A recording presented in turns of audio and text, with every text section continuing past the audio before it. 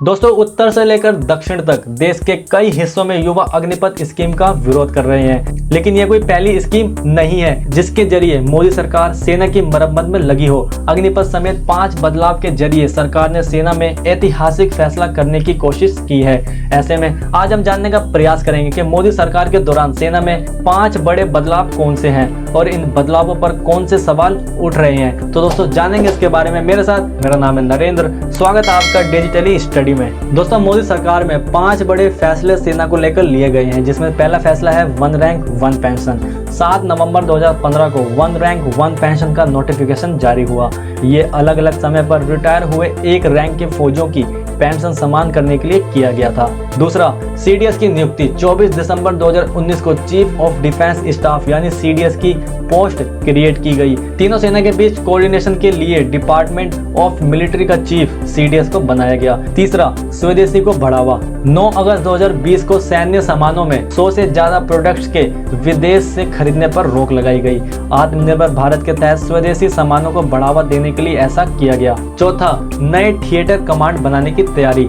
15 अगस्त 2022 को देश में पहला इंटीग्रेटेड थिएटर कमांड शुरू होने की संभावना है। सरकार तीनों सेनाओं को एक छत के नीचे लाकर बेहतर कोऑर्डिनेशन के लिए नए थिएटर कमांड बना रही है। और 5वां, अग्निपथ स्कीम। 14 जून 2022 को अग्निपथ स्कीम की घोषणा हुई। सेना के 4 साल के लिए बहाली का रास्ता साफ हुआ। रक्षा मंत्री राजनाथ सिंह ने कहा, अग्निपथ से युवाओं को सेना में शामिल होने का ज्यादा मौका मिलेगा। दोस्तों, 1 रैंक 1 पेंशन की बात करें तो 7 नवंबर 2015 को मोदी सरकार ने 1 रैंक 1 पेंशन यानी OROP नोटिफिकेशन कर 1 जुलाई 2014 से लागू किया। OROP से 20,60,220 पूर्व सैनिकों को लाभ मिला। OROP के तहत पूर्व सैनिकों के पेंशन पर सरकार सालाना 7,123 करोड़ रुपए खर्च करती है। अब दोस्तों, इस पे उठने वाले सवाल की बात करें तो पूर्व सैनिकों ने कहा कि 1 रैंक 1 पेंशन को सरकार ने 1 रैंक मल्टीपल पेंशन बना दिया है। मतलब ये कि एक रैंक से रिटायर लोगों की सैलरी अब भी अलग है। हर 5 साल पर OROP पेंशन को रिवाइज करके रिफिक्स करने पर भी पूर्व सैनिकों ने सवाल उठाए।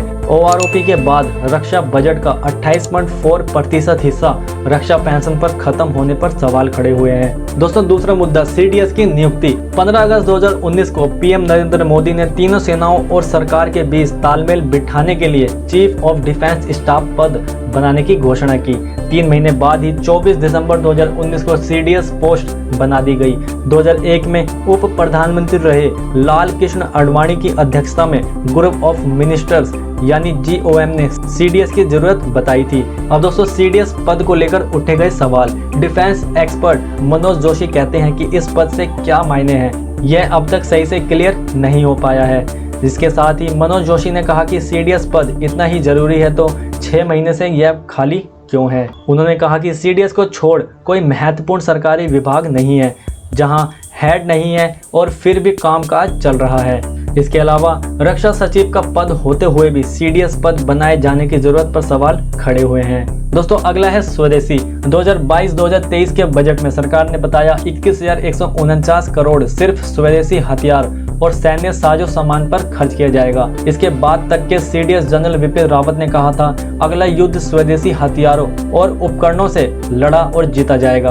अब दोस्तों, इसको लेकर उठने वाले सवाल। बीबीसी की एक रिपोर्ट में defence expert commodore Uday Bhaskar बताते हैं कि भारत इस समय 60 से 70% आयुध यानी जंग का सामान विदेश से खरीदता है। भले ही DRDO अपने 52 लैबोरेटरीज में सेंसर, हथियार और मिसाइल तैयार करते हों, लेकिन इसके कल पुर्जे विदेश से ही लाए जाते हैं। डिफेंस एक्सपर्ट मनोज जोशी कहते हैं कि 1990 से प्रयास करने के बाद भी भारत ढंग का अपना ड्रोन नहीं बना पाया। ब्रह्मोस मिसाइल के 65%, लाइट कॉम्पैक्ट एयरक्राफ्ट के 40% कल पुर्जे विदेश से आयात होते हैं। दोस्तों, अगला अग्निपथ स्कीम। अग्निपथ तीनों सेनाओं में शॉर्ट टर्म यूथ रिक्रूटमेंट के लिए नई स्कीम है। इसमें भर्ती होने वाले युवाओं को अग्निवीर कहा जाएगा।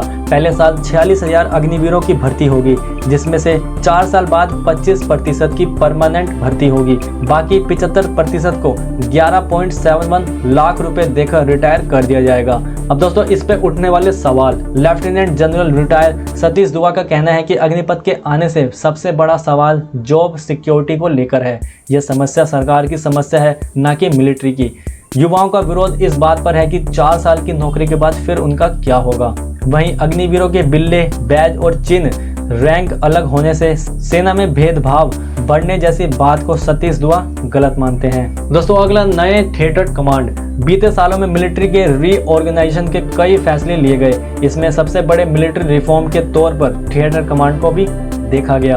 अभी तीनों सेनाओं की अलग अलग कमांड है। कुल 17 सिंगल सर्विस कमांड है। एयरफोर्स और थल सेना की 7-7 और नेवी की 3। थिएटराइजेशन के तहत तीनों सेनाओं की संयुक्त कमांड होगी। एक कमांड के अंदर तीनों सेनाएं होंगी। अब दोस्तों इस पर उठने वाले सवाल। वायुसेना ने अपनी सीमित हवाई संपत्ति को अलग अलग थिएटर कमांडों के बीच बांटने का विरोध किया है। डिफेंस एक्सपर्ट मनोज जोशी और जनरल सतीश दुआ थिएटराइजेशन के आइडिया को आधुनिक और जरूरी मानते हैं। मनोज का कहना है कि पहले सादर्न जोन में एक थिएटर कमांड बनाकर 5 साल उसके कामकाज का अनुभव देखना चाहिए। अब दोस्तों पिछले 7 दशकों में सेना को लेकर कितने बड़े बड़े बदलाव हुए हैं उन पे एक नजर डालें तो 1940 से 1950 के बीच 15 अगस्त 1947 ब्रिटिश भारतीय सेना के 2 टुकड़े हो गए। शिप, एयरक्राफ्ट समेत तमाम हथियार भारत पाकिस्तान के बीच बांट दिए गए। 15 जनवरी 1949 भारतीय सेना की कमान फ्रांसिस ब्रूचर से फील्ड मार्शल KM करियप्पा के हाथ में आ गई। 1950 से 1960 के दशक में 26 जनवरी 1950 को इंडियन नेवी की शुरुआत हुई। 1950 से पहले एयरफोर्स को रॉयल एयरफोर्स कहा जाता था, बाद में रॉयल शब्द हटा दिया गया।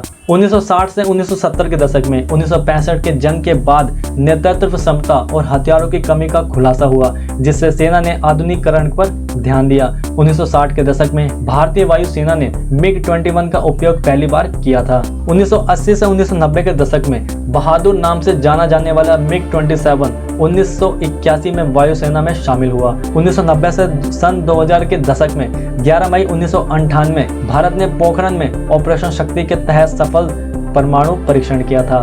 सन 2000 से 2010 के दशक में कारगिल युद्ध के बाद भारतीय सेना की समीक्षा के लिए सन 2000 में कारगिल समीक्षा समिति बनाई गई थी। इसी समिति ने तीनों सेनाओं और सरकार के बीच तालमेल के लिए CDS पद की जरूरत बताई थी। अब दोस्तों भारत के पड़ोसी चीन और पाकिस्तान की सेना किन किन बदलावों से गुजर रही है, अगर इन पे एक नजर डालें तो लेफ्टिनेंट जनरल रिटायर्ड सतीश दुआ ने कहा कि पड़ोसी देश चीन में भी बड़े पैमाने पर मिलिट्री में बदलाव हो रहे हैं। 2018 में चीन ने भी 3 लाख सेना जवान कम किए हैं। इसके साथ ही चीन ने 10 साल के एक्सपेरिमेंट के बाद अपने यहाँ थिएटराइजेशन को लागू कर दिया है। इसके जरिए चीन तीनों सेनाओं को एक छत के नीचे लाने में सफल रहा है। डिफेंस एक्सपर्ट मनोज सिन्हा कहते हैं कि एक दशक में चीन ने आर्मी के साथ ही नेवी और एयरफोर्स को भी मजबूत करने का काम किया है। इसे समझा जा सकता है कि चीन ने 2016 में 18 जहाजों को कमीशन किया, जबकि अमेरिका नौसेना ने सिर्फ 5 जहाजों को कमीशन किया। सतीश दुआ का कहना है कि पाकिस्तान की सेना इस मामले में बिल्कुल अलग है। वहाँ आर्मी सबसे ऊपर है तो ऑटोमेटिक वहाँ आर्मी के पास थिएटर कमांड है। हालांकि पाकिस्तान सेना ने भी खुद को मॉडर्न बनाने के लिए 2021 से 2022 में बीते साल से 6.2% ज्यादा 60,000 करोड़ रक्षा बजट पर खर्च किया है। अब दोस्तों अंत में मैं आपको ओपिनियन जानना चाहूंगा कि जो भारतीय सेना को लेकर जो भारत सरकार ने कदम उठाए हैं उससे आप सहमत हैं या नहीं। इसका ओपिनियन, इसका जवाब आप नीचे कमेंट सेक्शन में दे सकते हैं। और अगर आपको ये वीडियो पसंद आई हो तो प्लीज इसे अप्रिशिएट कीजिएगा, लाइक, शेयर और इस चैनल को सब्सक्राइब कीजिएगा। धन्यवाद दोस्तों।